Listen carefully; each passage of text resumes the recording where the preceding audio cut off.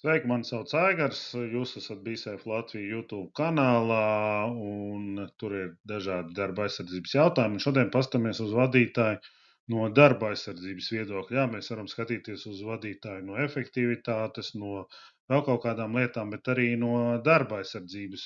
Pateikšu godīgi, esmu redzējis ļoti, ļoti labus, pie kuriem man ir bijis tas gods arī pie strādāt, bet ir arī tādi, ar kuriem es esmu sadarbojies.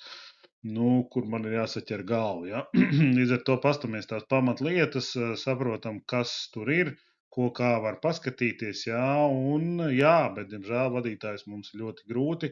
Vienīgais, mēs izmainīt viņus nevaram, tad mums ir jādodas uz citu uzņēmumu cerībā, ka tur ir labs vadītājs.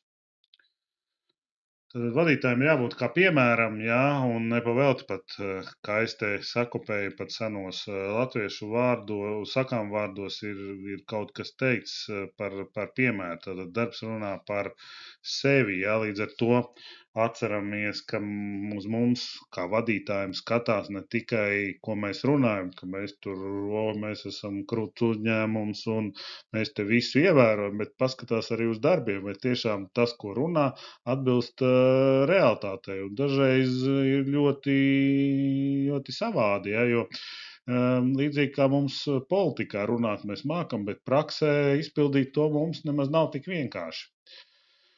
Tāpat tās zivs pūst no galvas, atceramies, un tam ir ļoti liela taisnība. Ja, teiksim, vadītājs ir tāds nekāds, tad uzņēmums arī nīkuļo un ne sevišķi strādā. Cilvēki īsti netic, neredz tam pievienoto vērtību, tā kā tas pieder pie lietas.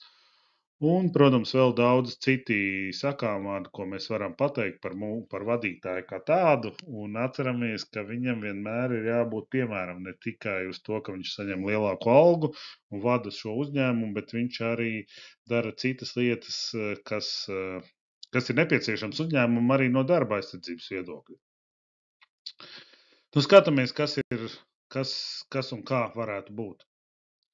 Tad slikts vadītājs ir tāds, kurš ievēro hierarhiju un ļoti bieži uzsver, ka es esmu vadītājs, tu esi padotais, ja es saku, tev būs tā darīt, un attiecīgi, protams, ka tad, tad mums ir jādara tas, ko vadītājs saka, vai kā mums patīk vai nepatīk. Un, principā, šādiem vadītājiem patīk ievērot to saucamo bosingu vai to precīzo stāvokli, ka viņš ir vadītājs, viņš tā pateiks, viņi pat lielākoties neklausās arī normālai argumentācijai, jā. Un tāpēc saku, pirms tam teicu, ka ar šādiem vadītājiem grūti un parasti tādi sakarīgi cilvēki vienkārši iet projām, jo tas ir tā kā cīnīties ar vēju, ja, jo šādus cilvēkus salauzt ir ļoti, ļoti grūti. Jā, vēl viens tāds slikts vadītājs, ko es saucu, tas ir uzņēmuma vada kā Excel tabula, kur viss ir ieņēmumi, izdevumi, un to var pateikt kā tādu smieklīgu pieredzi no savas darba dzīves. Viens Excelists, kurš man, kad es runāju par to, ka mums vajadzētu padomāt par bonus lietām, kādas tad ir cilvēkiem bonus lietas darba aizsardzībā, tad man bija vienkārši šoks. Es biju jautā, kaut ko tādu es nebiju dzirdējis, kur man pateica, ka mēs viņus nodrošinām ar darba apģērbu, darba apaviem, un mēs vēl dodam brīles, un faktiski, lai saka paldies, ka mēs viņiem to dodam. Un tad man radās daudz jautājumu. Jā, ja cilvēks pat nav dzirdējis to, ka, teiksim, darbs nes līdzi to, kad ir jānodrošina ar individuāliem aizsardzības līdzekļiem, un tās nav bonus lietas, jā, tad saprotiet, par ko var runāt šādiem vadītājiem, par kādu darba aizsardzību, par kādiem bonusiem, ja viņš faktiski lietas, kuras ir jānodrošina, uzskata par bonus lietām. Jā. Tāpatās ir tādi, kuri uzskata, ka, ja mēs maksājam algu, tad viņam vajag ar to pietikt, un ko viņš tur vēl no maniem grib, jā, tas viss ir tā. Un, diemžēl, tad mēs izaudzinām tādus darbiniekus, kuri redz tikai algu, jā, jo, jā, tiešām šie te ražošanas darbinieki, jā, es ar daudziem esmu redzējis, viņi arī tā runā. Bet tas nāk no vadītājiem. Jā, man ap stūri piedāvāja vadītājs 5 eiro vairāk, un redz, es eju. Jā, jo viņi neskatās, un šeit arī nav uzstādījums. Jā, jo galvenais uzsvars ir uz algu. Jā, ja, teiksim, cilvēks teikt, redz, es nodrošinu, tur, teiksim, ir uzņēmumi, kur mēs nodrošinām bezmaksas pusdienas, vai redz, mēs kompensējam to, vai tev, teiksim, ir iespēja iegādāties kaut kādas lietas pie manīm, tur, teiksim, mūsu produkcija lētāk. Vienalga, ir tātad atsevišķi video par to, kas ir bonusi, kas nav bonusi, jā. Tas ir tas, kas darbojas, ja, un cilvēki to novērtē normāli. Jā, tas cilvēks, kuram vienmēr būs svarīgāka tikai alga, tikai cipars, cik viņš saņem, jā, tad jautājums, jā, bet mēs paši kā vadītāji viņus tādus arī padaram, jo mēs neuzsveram to, ka ir alga un ir kaut kas tāds, ko es dodu vēl papildus, jā, es veidoju uzņēmumu, jo principā uzņēmumu, kā mēs runāsim, viņi ir tāda sava veida ģimene, tikai darba ģimene, jā, un forši nav, ka ģimenē atnāk viens un sacēja kājas, pasaka, tagad būs tā, kā es gribu, cepsiet kartupeļus vai vispār neko neēdīsim vakariņās, jā. Interesanti, cik ilgi tā ģimene tā kā turētos kopā. Ir, protams, man bijis tur sevišķi saistīts ar Liepājas pusi, kur vienā brīdī, tad, kad notika metalurga krahs, ja mēs tā varam pateikt, bija uzņēmumi, kuri gāja šo jocīgo ceļu, un man bija viens uzņēmums, kurā pateica, ka mēs samazinām algas vai nepieliekam algas. Tas nav tik būtiski, ja nepatīk, kur mums ir ļoti daudz, redz, metalurgā ļoti daudz cilvēks izmet ārā, šitiem nepatiks, mēs atradīsim nākamos un nāk strādāt. Neviens, diemžēl, vadītāji ļoti reci saskaros ar vadītājiem, kuri saprot, cik daudz ir jāiegulda resursu, lai šo te jauno darbinieku ievadītu darbā. Un ticiet man, ja to šie excelisti saliktu, ja cik laika viens atrauj no dzīves, cik laiks otrs, atkarībā, protams, no tā, kāds tas speciālists. Kaut kādiem speciālistiem tas nebūs dienas, bet būs varbūt pat nedēļa, ja, kur vienam jāizstāst otram, jāiebrauc tajā, jāiebrauc šajā, jāpārņem tas un jāpārņem šas. Ja to visu sarēķināt Excel tabulā, es domāju, ka vieglāk būtu kādam piemaksāt tos 5, 10 vai pat 20 eiro un vēl pateikt lielu paldies un Ziemassvētkos vēl uzdāvināt kartiņu, jā, lai viņš tikai paliek. Tātad pasākums organizē tikai padotiem, jo viņš ir gudrs un viņam jau neko nevajag arī darba aizsardzībā. Jā, tātad es vienmēr saku, paskatāmies uz uzņēmumu, jā, uzņēmumā, kurā instruktāžā piedalās vadītājs. Mēs varam teikt, ka tie ir VO uzņēmumi, tos, kur vadītājs sēž un dzer kafiju. Šitā te, jo principā par darba aizsardzību atbild uzņēmumu vadītājs, un viņam īstenībā ir jābūt pašam gudrākam, un tas nozīmē, ka visu to, ko stāsta darba aizsardzības speciālists, viņam ir arī jāzina, ja? Tas tā baidzētu būt. Un tas ir pie reizes arī, ka mēs parādām to labu, ka mums interesē šīs lietas. Ne tikai es uzskatu, ka darbiniekiem viņas ir jāinteresē, bet arī mani interesē. Un es parādu piemēru, ka es eju, apmeklēju, jo noteikumi, un es tiešām zinu, ka ir labi vadītāji, kuri piedalās. Jā, viņš var tur iekšēji varbūt protestēt un tam līdzīgi, bet ārēji viņš parāda, jā, es esmu.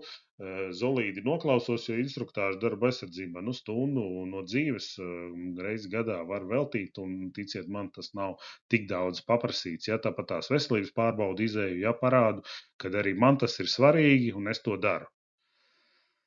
Tāpat šiem te, kad viņi uzsver uz tā principu, ka galvenais ir no darbiniekiem izspiest visu, lai, teiksim, man lielais rublis es vairāk nopelnītu, jā, un tāpēc ir, kad savā veidā ir jocīgi, un es arī pazīstu tādus uzņēmumus, un valsts nekādā veidā necīnās, kur mēs redzam, ka īpašnieks, teiksim, nopelna miljonus, tā pašā darbinieki knapi, viņiem ir minimāla alga. Kaut kā ir bišķi jocīgi, ja cilvēks, ja, tad kaut kur uz kaut kā rēķina jau tie miljoni tiek nopelnīti, ja, jautājums vai uz foršām lietām vai uz netik foršām. Jā, protams, kad ir biznesi, kur ļoti labi nostādīti, kur cilvēki labi nopelna pietiekoši un arī vadītājs spēj ļoti labu naudu nopelnīt un visiem nav nekāda iebilduma, ja, bet man ir iebildumi priekš tiem, kuri uzskata, ka, tā kā vergu laikos es visus izkāpinu 8 stundas, vēl katram vēl aizrāda, ka viņš varbūt šodien nav precīzi 8 stundas, bet atļāvies aiziet 5 minūtes uzpīpēt, ja,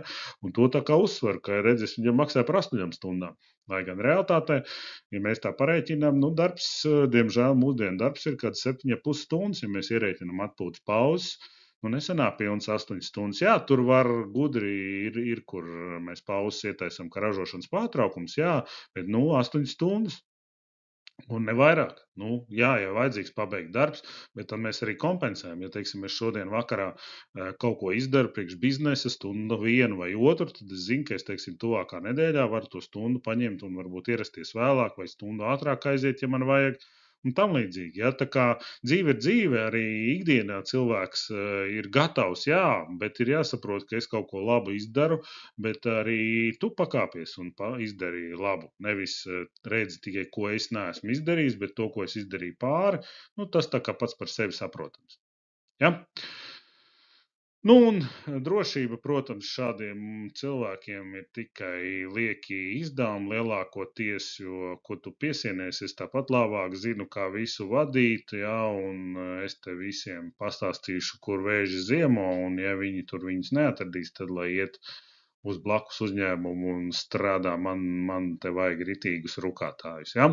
Tā apmēram saka slikts vadītājs, ja, un viņš arī ne tikai tā saka, bet viņš arī tā domā. Protams, un mēs varam teikt, ka viss pretējais ir labam vadītājam. Jā, viņš ievēro hierarhiju, bet ievēro hierarhiju tajā brīdī, kad ir jāpieņem lēmums. Jo atceramies, vadītāji ir tie, kuriem ir jāmāk pieņemt lēmumu. Ar to viņi atšķirās. Jā, mums, diemžēl, mēs sastopamies, ka daudz vadītāji gaida, ka viņam priekšā pateiks. Jā. Te ir tā atšķirība. Priekšā vajag prasīt no saviem darbiniekiem risinājumus. Tātad paprasti vienam risinājumu, paprasti otram risinājumu, bet lēmums, kādu risinājumu izvēlēties, tev ir jāpieņem pašam. Jā? Bet tu zolīdi uzklausi pozitīvu, uzklausi negatīvu, katram ļauj izteikties, jā, un pieņem lēmumu. Viss būs kārtībā. Un cilvēki arī, tu varēsi arī pastāstīt, jā, man bija 5 risinājumi. Jānis teica, ka labi ir tas un tas, Pēters teica, labi nav, ir tikai slikti, un es pieņēmu lēmumu tādu, jo, redz, tur bija mazāk sliktas lietas, vai attiecīgi tur bija vairāk pozitīvas lietas, un tas es ņemu. Un es arī, jebkurā gadījumā, kā uzņēmuma vadītājs, esmu gatavs arī mainīt savu viedokli. Jā, es redzu, ka es pieņēmu lēmumu, kļūdījos, es godīgi atzīstu, jā, kļūdījos, mans lēmums nebija pareizs, daram tagad tā. Un cilvēki arī to novērtēs, jo principā normāli dzīvē mēs kļūdamies, jā. Nekad nav tā, ka visi lēmumi, ko mēs pieņemam, ir perfekti. Ja? Jo tad mēs dzīvotu utopijā, jo tad visi lēmumi, ko mēs pieņemam, viņi visi būtu perfekti. Ja? Mums tā dzīvē nenotiek. Tad uzņēmumā cenšas radīt ģimenes sajūtu. Protams, ka mazākos vieglāk, lielākos ir grūtāk, protams, lielākos ir lielāka subordinācija, bet tas tāpēc ir šis vadītājs. Viņam ir jāiemācās, jāsaprot, kuri varbūt ģimenē ir tie, kuri ir svarīgāki, kuri rūpējās par pārējiem. Es zinu, ka man ir vadītāji, kuriem ir vienalga, kā mēs viņu saucam, personāla speciālisti vai lietvede. Ja viņš pats nespēja ar visu, tad viņi faktiski viņai liek organizēt pasākumus, arī pasakās par to, solīdi novērtē viņu un tā, jo, protams, ka jau visu arī uzņēmumu vadītājs, viņam ir jāvada uzņēmums, jā, līdz ar to viņam, protams, kad ir jādomā par labklājību, bet ne jau fiziski, varbūt viņi ir jārealizē. Tāpēc, protams, ja tu esi viens un vienīgs, tad tev nav īsti kam paprasīt, jā, bet uzņēmumā meklē, tāpēc ir šie cilvēki, kuriem labi sanāk, nepavēlti ir tas stāsts par neoficiāliem līderiem, kad ir oficiālie līderi, ka šai gadījumā būs neoficiālie, kuriem cilvēki klausīs, jā.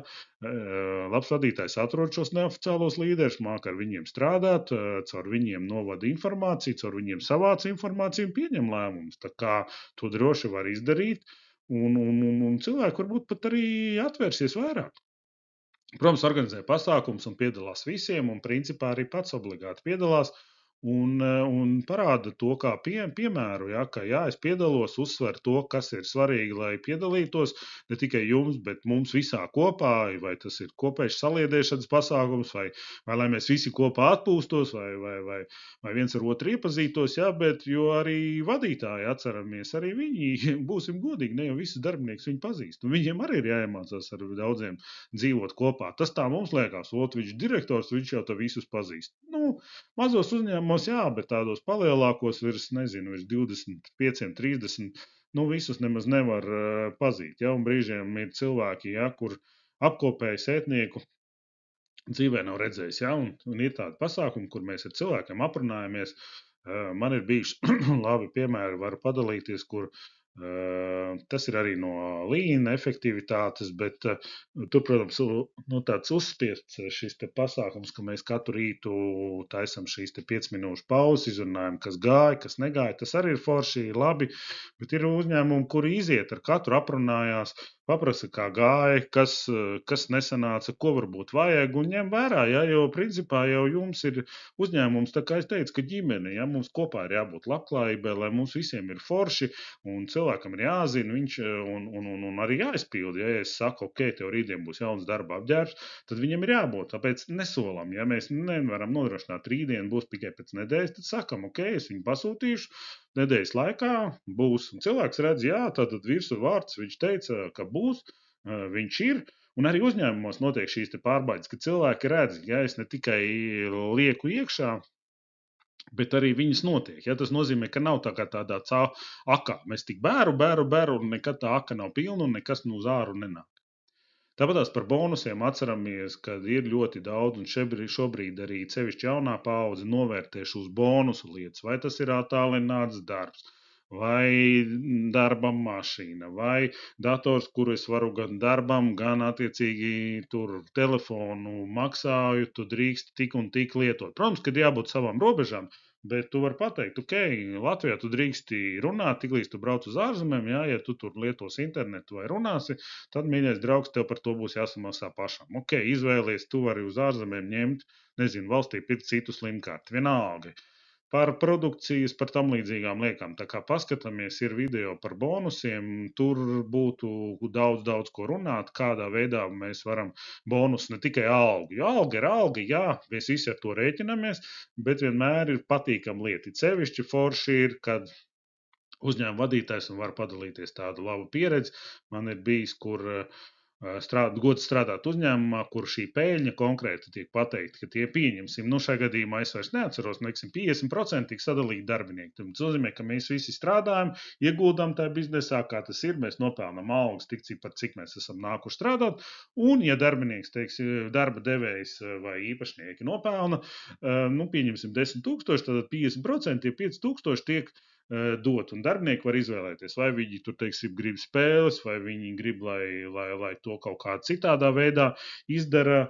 Un jā, protams, ka tas ir vieglāk mazos uzņēmumos, draudzīgākos kolektīvos, lielos, protams, tas būs grūtāk, bet ir lietas, ko mēs varam. Ja? Mēs varam daudz ar šīm te bonus lietām, jo ne visiem, kā es jau tikko teicu, visus motivē tikai alga strādāt. Protams, ka mums ir jāpārskata regulāri, un kā es saku, labi, darba devēji vienmēr ir nedaudz solīti priekšā pārmaiņām, nedaudz solīti algas līmenī priekšā, ja, jo es zinu, sevišķi šie te, kā es teicu, mazie darbinieki, viņi visu vērtē algās. Ja viņam tur ap stūri piedāvās piečuku, viņš ies. Ja? Un tāpēc ir šis stāsts, ka darba devējs saprot, ok, man nāks jauns, kamēr es viņu apmācīšu, man jāiegulda tur, teiksim, jāmāca tur, jāmāca šur, tā vēl viņam ir sava specifika, teiksim, es zinu, ka pārtikā, piemēram, lai ar iekrāvēju apmācītu, kur ar stikla pudelēm tur ar veselu opera, jā.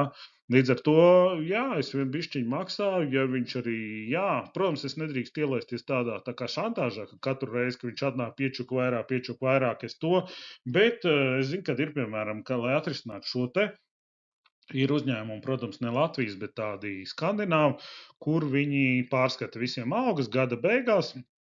Pasaka, mēs kompensējam to daļu, cik ir bijusi iepriekšējā gadā, teiksim, inflācija. Ja tur, teiksim, inflācija ir bijusi 4%, mēs tad visiem pieliekam 4%. Un cilvēks zina, jā, pēc gada man būs 4%. Ir, kuri motivē ar polisēm, ja, teiksim, ok, ja tu šogad strādāji labi, tev ir šitādā basic polise, nākamgad, teiksim, polise, kur varbūt ir vairāk vingrošana, sports, zobārsts, ja, attiecīgi ir instrumenti. Ja mēs viņus mākam izmantot, tad ir instrumenti, ar kuriem mēs to varam izdarīt. Tā kā pārskatām atalgojumu un atceramies, ka uzņēmumā, kurā algas nav mainījušās 5 gadus, kaut kas īsti forši nav. Tā īsti nevajadzētu būt. Un, protams, kā jau es pieminēju par šiem te uzlabojumiem, ka mums darbinieku ir baigais instruments, viņi ir savas darba vietas lielākie eksperti, mums ir jāmāk viņus iesaistīt uzlabojumos. Un es zinu, ka darbinieks spēj dot ļoti labas. Jā, ir pat uzņēmumi, kuri maksā par ļoti labām idejām, un dažos uzņēmumos tas strādā. Tur ir jāskatās katrā uzņēmumā. Piemēram, es zinu, kur uzņēmumā par to, ka ir bijusi ideja, viņi ir nu, teiksim, iedzīvināta. Tur bija stāsts par noliktavas darbu, jā, pārkārtošanu. Cilvēks saņēma ļoti labu prēmiju, jā, un palielināja algu par to, jo uzņēmums pats nopelna beig galā. Jā, tāda laba ideja, un tā ir jānovērtē. Ja, jo cilvēki ir tiešām šie, kuri spēj labas idejas dot, viņi ir jānotur uzņēmumā. Tā ir lielākā uzņēmuma bagātība, ja, un vadītājiem ar saviem iesaistītiem ir par to jārūpējās. Tā kā, lai mums forša dzīve drošā darbā, un atceramies, vadītājs vienmēr ir uzņēmuma seja, un vadītājs ir tas, uz ko visi skatās. Ja ir labs vadītājs, foršs vadītājs, visi kaifo, labi strādā, biznesa rulē. Ja ir otrādāk, tad mēdz būt visādi. Lai nu veicās!